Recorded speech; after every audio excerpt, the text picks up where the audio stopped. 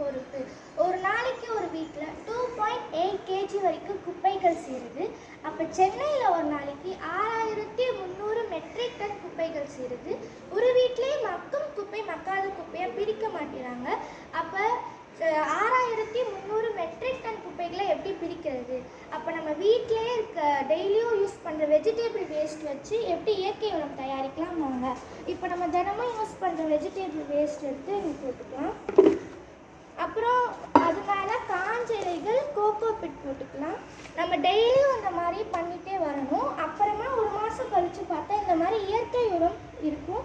இதை வச்சு இப்போ நம்ம இதோட யூஸஸ் என்னென்னா, இதை நம்ம காய்கறிகள்லாம் வாங்குவோம் வெளியே, அதில் கெமிக்கல் கலந்துருக்கும்.